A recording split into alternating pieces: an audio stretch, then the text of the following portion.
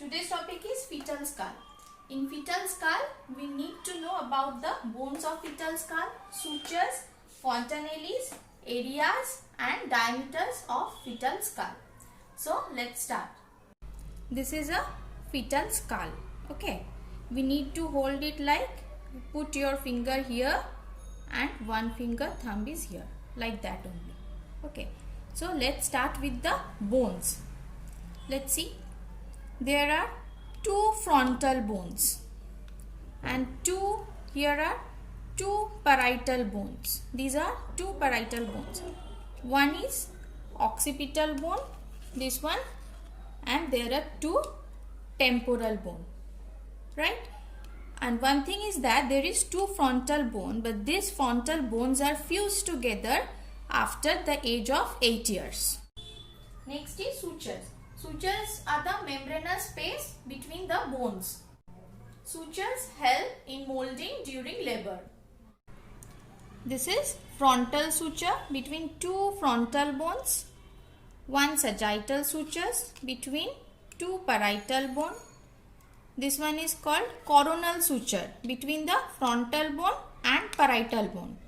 And last one is, this one is lambdoid suture between the parietal bones and the occipital bone. This is the lambdoid suture. Next is fontanelles. What is fontanelles? Fontanelles are the presence of wide gap between sutures. This is the anterior fontanelle. This is diamond shape. Okay. And this one is formed by, see, four sutures, like anteriorly frontal sutures, posteriorly sagittal sutures, and by either side coronal sutures. The anterior posterior diameter and the transverse diameter of the anterior fontanelle is about 3 cm, and this fontanelle is normally ossifies between 18 to 24 months of age. This is posterior fontanelle. Okay, it is made up of 3 sutures, anteriorly by sagittal suture and either side by lambdoid suture. This is in triangular in shape. The diameter of this fontanelle is 1.2 into 1.2 cm, and at the time of birth this fontanelle are closed, means it forms bony part. It cannot be felt, or either it can be ossifies at the age of 6 weeks. Now the areas of skull. First is vertex. Okay, vertex is bounded by anteriorly by coronal suture, posteriorly by lambda and lambdoid suture, and in both sides by parietal eminence. This area is called vertex. Next is brow. It is bounded one side by anterior fontanelle and the coronal suture, and other side by root of the nose, and either side by supraorbital region. Next is face. This is bounded one side by root of the nose and supraorbital ridges, and other side by junction of the floor of the mouth with neck. Last one is the diameters. Diameters are the imaginary lines, and it is in fetal skull two types of diameters are present: anterior posterior diameter and transverse diameter. So we first start with the anterior posterior diameter. First one is suboccipitobregmatic. It extends from nape of the neck to the center of the bregma.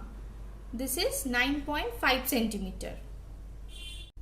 Suboccipitofrontal extends from nape of the neck to the anterior portion of the anterior fontanelle. This is 10 cm. Occipitofrontal extends from the occipital eminence to the root of the nose. This is 11.5 cm. Mentovertical extends from midpoint of the chin to the highest point of the sagittal suture. It is 14 cm. Submentovertical extends from the junction of the floor of the mouth and neck up to the highest point of the sagittal suture. This is 11.5 centimeter. Submentobregmati extends from the junction of the floor of the mouth and neck to the center point of the bregma. This is 9.5 centimeter. Now the transverse diameter. First one is biparietal diameter. This is between the two parietal eminence. This is called biparietal diameter and it measures 9.5 centimeter. Super subparietal. This is extend from one point below one parietal eminence and it extends up to, in opposite side, one point upper the parietal eminence. It measures 8.5 centimeter. Bitemporal diameter. This is the distance between the anterior inferior end of the coronal sutures in both sides. It measures 8 centimeter. Bimastoid diameter. It is the distance between the tip of the two mastoid process and it measures 7.5 centimeter.